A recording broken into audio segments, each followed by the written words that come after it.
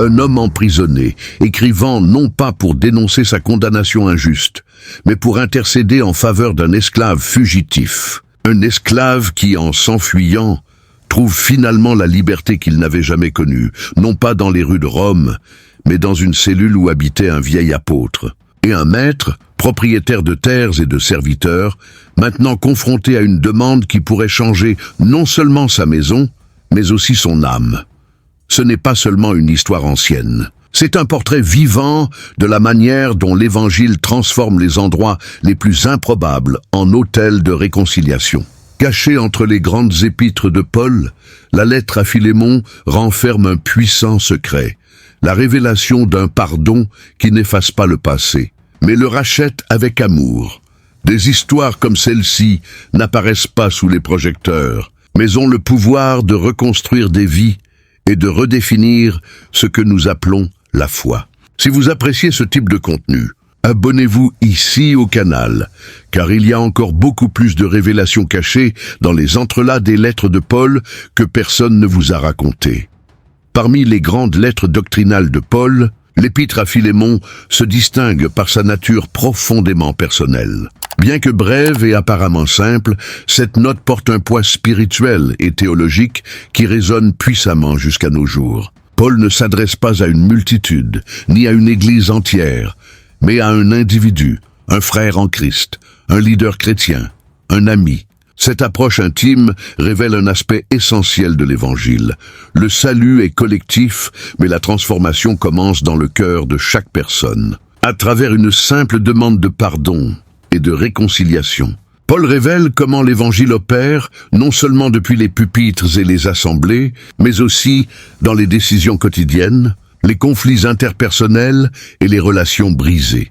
Cette lettre a été écrite durant la période où Paul était emprisonné, et probablement à Rome.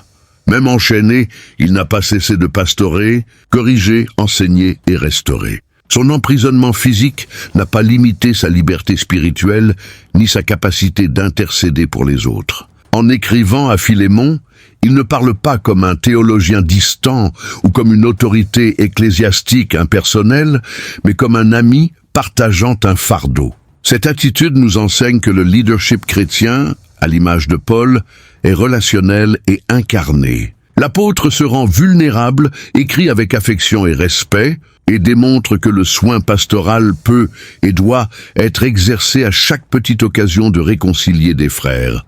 Dans la lettre, l'apôtre n'impose pas son autorité, bien qu'il l'ait. Il choisit d'appeler à l'amour, à la maturité et à la conscience chrétienne de Philémon. Ceci est en soi un sermon silencieux mais puissant. L'évangile que Paul annonce est le même qu'il pratique. Un évangile qui priorise la restauration sur la punition, la compassion sur le jugement et la réconciliation sur le distanciation. Le secret révélé dans Philémon est que le pardon n'est pas un détail théologique mineur, mais le cœur même de la foi chrétienne. Et ce pardon, pour être authentique, doit se vivre dans des situations concrètes, même lorsque cela implique des questions délicates telles que le statut social, les blessures du passé et la justice. En intercédant pour Onésime, Paul met en pratique ce qu'il enseignait si fermement dans ses autres épîtres. Qu'en Christ, il n'y a ni juif ni grec, ni esclave ni libre, mais tous sont un. La lettre à Philémon, bien que petite, est un joyau pastoral où l'apôtre démontre comment appliquer la doctrine de la nouvelle création dans les situations les plus humaines et sensibles. Il n'écrit pas seulement pour sauver un esclave de la punition, mais pour provoquer un changement radical dans la manière dont Philémon percevait la fraternité chrétienne. L'impact véritable de cette épître réside dans le fait qu'elle montre que l'évangile de Jésus-Christ n'est pas une théorie abstraite, mais un pouvoir réel qui transforme des structures, des cœurs et des relations. Lorsque Paul écrit à Philémon, il nous enseigne, avec profondeur et délicatesse, que toute relation humaine est une occasion de démontrer le pouvoir rédempteur du Christ. Et que même dans les demandes les plus personnelles, l'Évangile ne perd pas de sa force. Au contraire, c'est précisément dans ces moments-là qu'il brille avec plus d'intensité. Dans l'introduction de la lettre, Paul salue Philémon comme un collaborateur dans l'Évangile et mentionne que l'Église se réunissait chez lui. Ce détail apparemment anodin en dit long sur l'identité et la maturité spirituelle de cet homme. Philémon n'était pas seulement un suiveur de Christ, mais un hôte de la foi. Il ouvrait sa maison, son temps et ses ressources pour servir la communauté chrétienne. En des temps de persécution et de résistance culturelle au christianisme, cet acte exigeait courage, foi et une réelle disposition à vivre l'Évangile en pratique. Paul reconnaît cette valeur et honore l'attitude de Philémon en commençant la lettre par des mots de gratitude et d'encouragement. La décision de Philémon d'ouvrir sa maison à l'Église n'était pas simplement pratique, c'était un témoignage public. Dans un contexte où la foi chrétienne était encore en expansion et faisait face à l'opposition tant du judaïsme que de l'Empire romain, permettre que des réunions aient lieu chez lui représentait un acte de confiance en la providence divine et d'engagement envers la mission. Cette générosité le plaçait dans une position d'influence spirituelle, faisant de lui un exemple à suivre. Pour cela, la demande que Paul fait par la suite, recevoir Onésime comme un frère, n'était pas destinée à un simple croyant, mais à un leader qui devait vivre l'Évangile avec authenticité devant ceux qui se réunissaient sous son toit. Philémon est présenté comme quelqu'un dont la foi apportait joie et réconfort à Paul, comme il est noté dans le corps de l'épître. Cette reconnaissance publique du caractère et de l'hospitalité de Philémon prépare le terrain pour l'appel qui va suivre. Paul ne manipule pas mais construit son argument sur l'intégrité et la maturité spirituelle de son ami. La lettre nous enseigne alors que le véritable leadership spirituel ne se mesure pas seulement à l'orthodoxie doctrinale, mais aussi à la capacité d'accueillir, de pardonner et de servir, même quand cela remet en question des structures sociales et émotionnelles. Recevoir Onésime à nouveau, non plus comme esclave, mais comme frère, serait une preuve pratique de l'Évangile que Philémon enseignait déjà par sa vie. Paul ne demande pas à Philémon de simplement cesser de punir l'ancien serviteur, mais de l'accueillir avec un nouveau regard, avec une nouvelle identité. L'exigence implicite était qu'il applique l'Évangile dans la sphère la plus délicate des relations interpersonnelles. Cela nous amène à réfléchir. Combien de fois l'Évangile nous invite-t-il à accueillir de nouveau ceux qui nous ont blessés ou déçus, non pas avec un sentiment de supériorité, mais comme des frères réconciliés? L'Église qui se réunissait chez Philémon serait, inévitablement, le témoin de la réponse qu'il donnerait à la demande de Paul. Sa décision aurait un impact communautaire, renforçant ou niant le message de l'Évangile. Plus qu'un geste isolé, pardonner et restaurer Onésime deviendrait une proclamation silencieuse que le royaume de Dieu opère dans les maisons, dans les relations et dans les décisions particulières. Philémon, en étant défié par Paul, a été invité à transformer son foyer en une scène vivante de grâce rédemptrice. Onésime, dont le nom signifie « utile », est entré dans le récit biblique comme un esclave fugitif. Quelqu'un qui, aux yeux de la société romaine, avait transgressé non seulement des lois civiles, mais aussi la confiance de son maître, Philémon. Fuir était un crime grave, passible de sévères pénalités. En quittant sa position, Onésime a non seulement rompu avec sa condition sociale, mais a également possiblement causé des préjudices matériels à Philémon. Cependant, en fuyant, cet homme a trouvé l'apôtre Paul, et par son intermédiaire, a trouvé le Christ. Ce qui aurait pu être la fin de son histoire est devenu, grâce à la providence divine, le commencement d'une transformation radicale. Durant sa vie avec Paul, Onésime a été discipulé, formé et converti. L'apôtre le reconnaît comme « mon fils » que j'ai engendré dans mes chaînes, montrant le niveau de profondeur et d'amour qu'il avait pour lui. Il n'était plus un simple esclave. Il était maintenant un fils spirituel, un frère dans la foi, quelqu'un régénéré par la grâce de Dieu. Ce changement d'identité est le cœur de la lettre. Paul ne demande pas seulement la clémence pour Onésime, mais que Philémon l'accueille comme quelqu'un de totalement nouveau, quelqu'un qui a été transformé non par mérite, mais par la croix.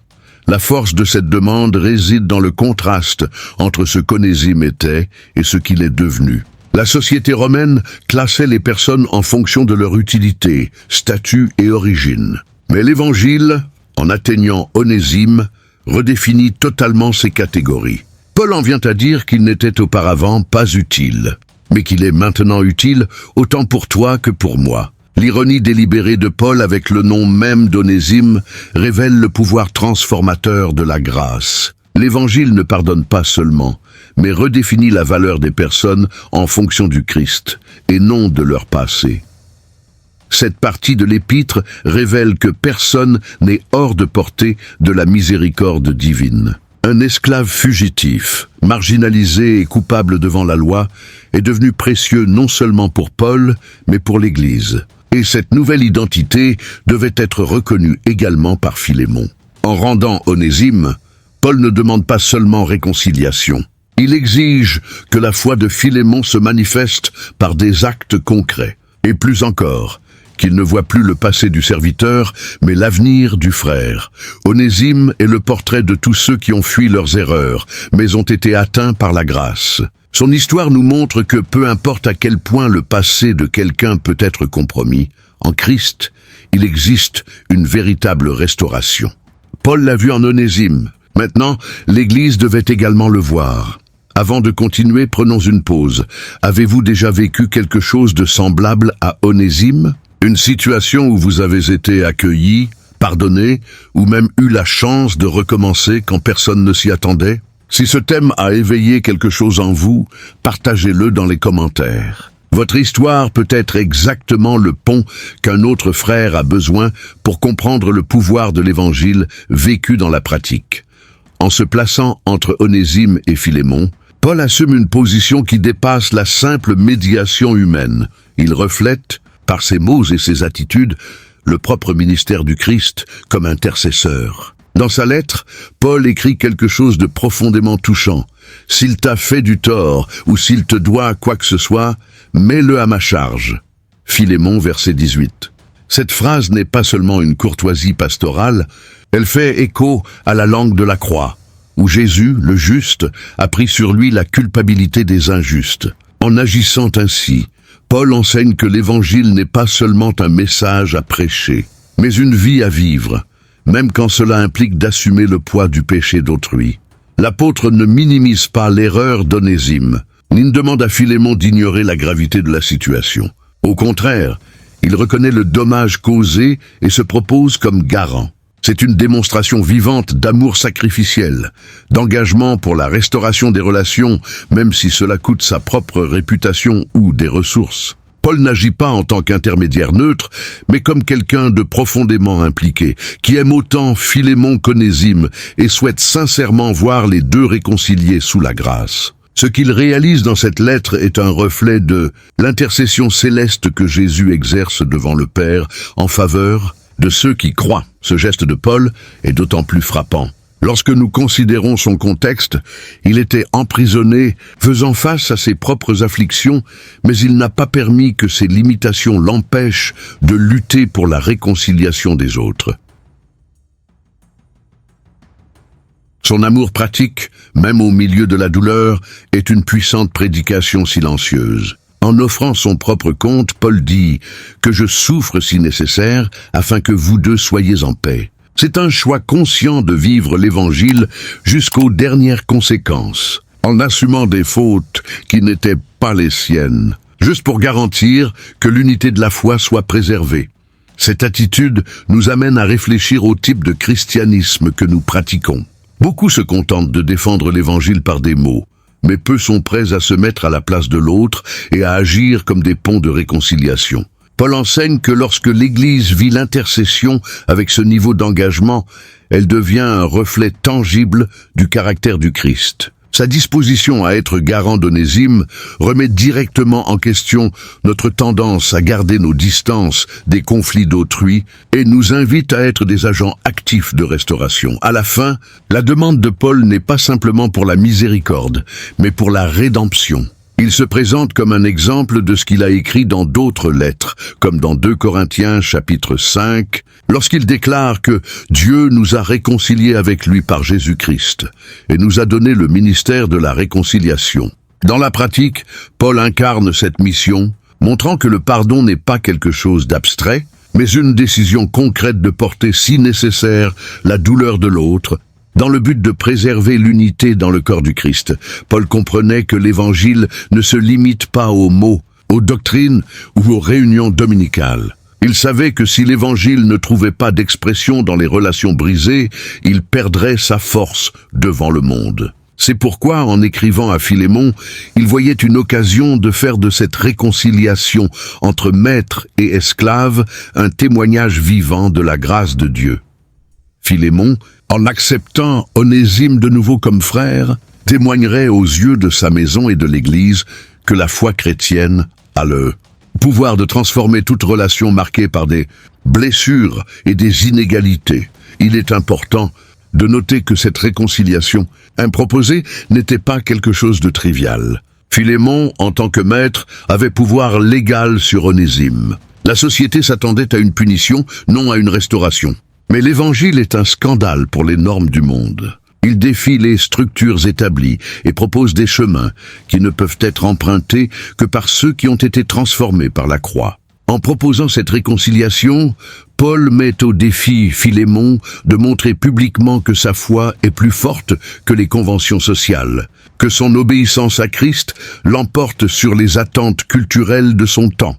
Ce type de réconciliation a un impact qui va au-delà des personnes directement impliquées. L'Église qui se réunissait chez Philémon verrait de près cette décision. Les voisins, les serviteurs, les frères en Christ, tous seraient témoins si le pardon ne serait qu'un discours ou une pratique. Cette dimension communautaire du pardon est souvent ignorée de nos jours. Mais Paul savait que vivre l'Évangile dans les relations interpersonnelles devenait un puissant évangélisme. Lorsque le monde voit des frères en Christ se pardonner et restaurer des liens qui semblaient brisés, il est contraint de reconnaître qu'il y a quelque chose de divin dans cette foi. Dans le texte de la lettre, Paul déclare même que Philémon fera plus que je te dis, Philémon. Verset 21, démontrant non seulement sa confiance en son obéissance, mais aussi en sa maturité spirituelle. Cela montre que la réconciliation ne se limite pas au minimum exigé, mais s'étend à la générosité du cœur, façonnée par Christ. L'apôtre savait que lorsque l'Esprit Saint agit dans quelqu'un, il élargit la capacité de pardonner, d'accueillir et de recommencer. Le pardon, dans ce cas, n'est pas seulement libérer l'autre, mais se libérer soi-même d'une prison invisible. Jésus a enseigné dans Matthieu chapitre 5 que les pacificateurs seraient appelés fils de Dieu. La lettre à Philémon, bien que silencieuse, fait écho à cet enseignement de manière puissante. Paul ne prêche pas seulement l'Évangile, il le plante dans un sol fertile, dans les cœurs d'hommes comme Philémon, pour qu'ils portent du fruit sous forme d'attitudes qui annoncent au monde que le royaume de Dieu est présent. Le pardon n'était pas une option commode, mais un témoignage nécessaire. Et lorsqu'il est vécu avec authenticité, il a le pouvoir d'atteindre plus que 1000 sermons. L'apôtre Paul n'a jamais caché que l'amour chrétien n'est pas du sentimental, mais un pouvoir révolutionnaire. Dans sa lettre à Philémon, il écrit avec l'audace de celui qui croit que l'amour peut briser non seulement les chaînes physiques, mais aussi les chaînes spirituelles, sociales et émotionnelles. Onésime était un esclave considéré comme propriété dans la culture romaine. Pourtant, Paul ose dire qu'il est maintenant plus qu'un serviteur, un frère bien-aimé. Philémon, verset 16. Cette affirmation, dans un contexte d'oppression institutionnalisée, sonne comme une subversion du statu quo.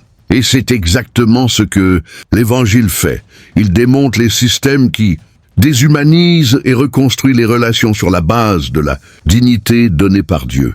En utilisant l'expression « plus qu'un serviteur », Paul élève Onésime au-dessus de la position qui lui avait été imposée par la société. Il invite Philémon à voir l'ancien esclave non par les yeux de la tradition, mais par les yeux de la foi. Et ce changement de perspective n'est possible que par l'amour du Christ, qui redéfinit qui nous sommes. Paul savait qu'une transformation véritable ne viendrait pas par imposition, mais par la révélation de l'identité en Christ. En reconnaissant Onésime comme frère, Philémon reconnaîtrait que tous deux partagent désormais la même héritage céleste, sont sous le même Seigneur et ont la même valeur devant Dieu. C'est l'une des vérités les plus marquantes de l'Évangile. Il nivelle tous les hommes devant la croix. Maître et esclave, riches et pauvres, érudits et simples, tous ont besoin de la même grâce. Paul écrit aux Galates que, en Christ Jésus, tous sont un. Et maintenant, devant Philémon, il applique cette doctrine avec une précision chirurgicale. L'amour chrétien qu'il défend n'est pas passif. Il exige action, courage et la volonté de briser des structures qui soutiennent des privilèges injustes. Aimer comme Christ a aimé implique de réévaluer nos positions, nos possessions et nos relations. La lettre à Philémon est, en ce sens, une révolution silencieuse. Paul ne propose pas une rébellion sociale, mais une transformation spirituelle qui inévitablement affectera la société. En défiant Philémon de voir Onésime comme frère, il défie tous les chrétiens à vivre l'évangile sans réserve. Parce que là où il y a un véritable amour, il n'y a pas de place pour l'oppression, le rejet ou l'inégalité. L'amour du Christ non seulement réconcilie, mais libère également. Il enlève les chaînes invisibles qui retiennent nos cœurs à l'orgueil, à la vengeance et à la supériorité. La foi chrétienne a toujours été plus qu'un ensemble de croyances. Elle est une convocation à vivre le ciel sur terre. Paul dit, de toute sa force spirituelle, que l'amour a le pouvoir de briser les chaînes les plus anciennes. Lorsque Philémon décidera d'aimer Onésime comme un frère, il n'accueillera pas seulement un serviteur de retour, mais accueillera le Christ lui-même, comme le Seigneur l'a affirmé dans Matthieu chapitre 25, « Chaque fois que vous l'avez fait à l'un de ses plus petits frères, c'est à moi que vous l'avez fait. » Paul, bien qu'investi de toute l'autorité apostolique, choisit un chemin plus noble et profondément chrétien, l'appel à l'amour. Dès le début de la lettre, il affirme qu'il pourrait ordonner ce qui est nécessaire, mais préfère demander par amour. Philémon, versets 8 et 9. Ce détail est d'une importance extrême pour comprendre la maturité spirituelle et la sensibilité pastorale de l'apôtre. Il savait que la véritable transformation ne se produit pas par imposition, mais par conviction, née d'un cœur façonné par l'Esprit. Paul démontre que l'autorité la plus efficace n'est pas celle qui commande avec rigidité, mais celle qui convainc avec grâce. Ce choix révèle que pour Paul, le leadership chrétien ne doit pas se fonder sur des postes ou des titres, mais sur les relations et l'exemple. Il se présente comme Paul, l'Ancien, et maintenant aussi prisonnier de Jésus-Christ. Une autodescription qui ne cherche pas la pitié, mais l'authenticité. Il s'approche de Philémon avec humilité, établissant une base émotionnelle et spirituelle solide pour ce qu'il s'apprête à demander. Au lieu d'exploiter sa position pour faire pression sur Philémon, Paul choisit de conquérir sa réponse à travers l'amour mutuel qui les unit dans l'Évangile. Cette approche pastorale est essentielle pour tout disciple du Christ. Souvent, il existe une tendance à vouloir contrôler les comportements externes sans veiller à la transformation intérieure. Paul nous montre que l'Évangile agit dans le cœur et que le fruit de cette œuvre est visible dans les attitudes lorsqu'elles émergent d'une foi vivante et consciente. En choisissant de demander plutôt que d'ordonner, il honore la capacité de Philémon à prendre une décision guidée par l'esprit et non par la coercition. Et cela constitue également une leçon sur la manière dont nous devons traiter les autres dans des situations difficiles, avec sensibilité, vérité et confiance dans l'action de Dieu. Cet appel à l'amour est particulièrement puissant car il vient de quelqu'un qui était prêt à en payer le prix. Paul ne demandait pas seulement quelque chose de difficile à Philémon. Il était émotionnellement, spirituellement et même financièrement impliqué avec Onésime. Ce type d'intercession ne peut être fait que par celui qui comprend le cœur de l'Évangile. Et une fois de plus, nous voyons ici le reflet du propre Christ, qui ne nous force pas à l'aimer, mais nous conquiert par l'amour qu'il a démontré en mourant pour nous. Comme Paul l'a enseigné dans Romains chapitre 2, la bonté de Dieu est ce qui nous conduit aux repentances. Le choix de Paul est donc plus qu'un geste de courtoisie. C'est un enseignement profond sur la manière dont l'autorité dans le royaume de Dieu doit être exercée. Il ne s'agit pas de dominer, mais de servir. Pas d'imposer, mais d'inspirer. Et en ce cas particulier, Paul enseigne que le véritable pardon naît d'un amour authentique et que cet amour se manifeste avec plus de puissance lorsqu'il vient de la liberté et non de l'obligation. En écrivant comme un père, un ami et un frère, il nous rappelle que dans le royaume de Dieu, Le plus grand est celui qui sert avec amour. La proposition de Paul à Philémon n'impliquait jamais d'ignorer le passé d'Onésime. La douleur causée, la désobéissance commise et les préjudices possibles n'ont pas été effacés, mais plutôt mis à la lumière de l'Évangile. Ce que Paul propose n'est pas un pardon qui anesthésie la mémoire, mais qui rachète l'histoire. La différence est profonde. Oublier, c'est laisser de côté, souvent de manière superficielle. Racheter, c'est transformer le récit à la lumière de la croix. En demandant à Philémon d'accueillir Onésime comme moi-même. Philémon, verset 17, Paul enseigne que le pardon chrétien n'est pas un déni du passé, mais sa reconstruction à travers la grâce. Ce type de pardon est rare et exige une maturité spirituelle. Pardonner à quelqu'un qui nous a profondément offensés est un défi qui blesse l'orgueil, expose les fragilités et confronte nos idées de justice. Mais Paul pointe vers une justice plus grande, qui va au-delà des compensations, la justice de la réconciliation.